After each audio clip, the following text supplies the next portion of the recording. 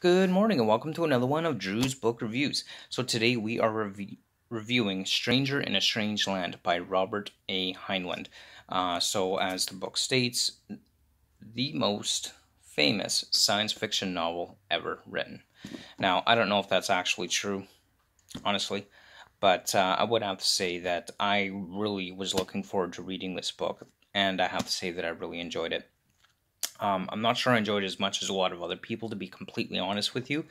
I absolutely love the idea and the concept behind this book, where we have this guy who was raised on Mars, never encountered human culture, human civilization, not even so much as a woman in his entire life. Valentine Michael Smith. He's basically a Martian come to Earth and experiences human society and human culture for the first time.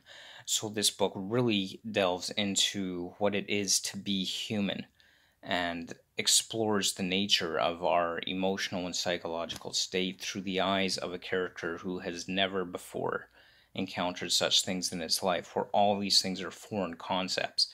So he has to, as the book says, he has to learn to grok this, grok meaning to understand completely and to fully get it and understand how things are and the way they work. So it starts off with him being basically a prisoner in a hospital without realizing he's a prisoner, until he's eventually helped out and taken to this estate of Jubal Harshaw, who is our other main character. He's this rich writer guy, and he starts to learn what it is to be human, what life is like as an individual and as a human. And he eventually goes on to find his own religion, essentially, his own church, where people can learn to be perfectly happy with who they are. And this is done through this kind of free love concept where everybody has the ability to express love. There's no jealousy, there's no hatred, there's no possessiveness. None of that matters. None of that exists anymore within the confines of this new ideology that Valentine brings to Earth culture. And he becomes the catalyst for change in so many people's lives, which is just a really awesome story overall. Again, it's one of those books where it's considered a science fiction book, but the reality is it's not science fiction. Even all the technology described within this book is modern technology. It's things that we're used to all the time. So there's really nothing in here that I would really call science fiction. But it is a really good story, and I guess because the guy's from Mars, and there's colonists on Mars, and people on Mars makes it science fiction. But overall, it's more like it's more of a story using a science fiction setting to tell a non-science fiction story. Kind of like my perspective on Ender's Game. Again, science fiction book, genre-wise, but not really a science fiction story. Overall, just an absolutely wonderful book. I really enjoyed it. Now, I will say that Robert Heinlein, he definitely has a anarchist viewpoint in his writing. It's very, very strongly anarchy and anti-government, anti-state control of our lives is definitely imbued within the writing, quite strongly so. There's a couple of scenes where he really goes up against the state and fighting what he views as the state's oppressors, their police force, trying to oppress him. So very strongly that is within the writing of this book.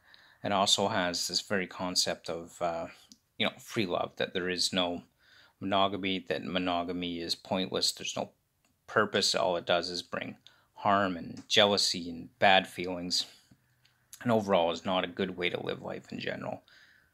And that comes through really strongly here, but there's also some extreme sexist overtones within this book as well. Like there's one female character who says 9 times out of 10 when a woman is raped, she has some blame in it. She's somehow at fault, at least partially. So that was kind of a cringeworthy line. I mean, with that kind of rhetoric and that kind of sexist ideology within this book, it's honestly a surprise that this book is not being vilified in the modern era, given all the media and the issues surrounding sexism and sexual harassment and rape culture. that we see it within our media these days. How this book is not being vilified is beyond me at this point.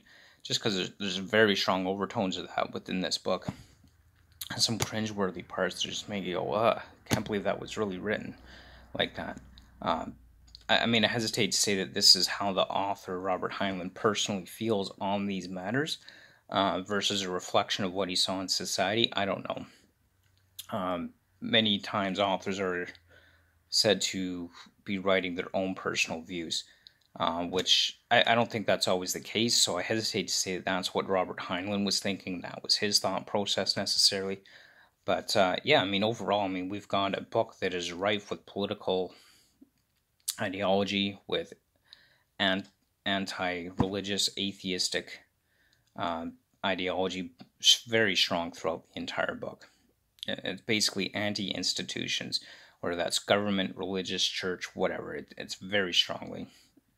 There's several parts where he talks about the faults of religions, the faults of the theology, and how things are wrong and how things don't make sense throughout the book and throughout the religious ideology. So definitely, there's a lot of that in here. It's almost kind of written in a way that would suggest that Stranger in a Strange Land was meant to write as an expose or commentary on religion and politics and government in general. And overall, definitely a good book, especially if you're one of those people that likes atheistic, libertarian type writing. This is definitely it. I really enjoyed it, and I hope that you did too. And definitely, if you read it, let me know what you thought about Stranger in a Strange Land. I certainly enjoyed it, and let me know in the comments below. So, again, thanks for watching, and stay tuned because we have another book coming up. Live Like a God by Taylor Cole is coming up next. So definitely stay tuned for that. And I want to thank you so much for watching. And don't forget to comment, like, and subscribe below for all my book reviews.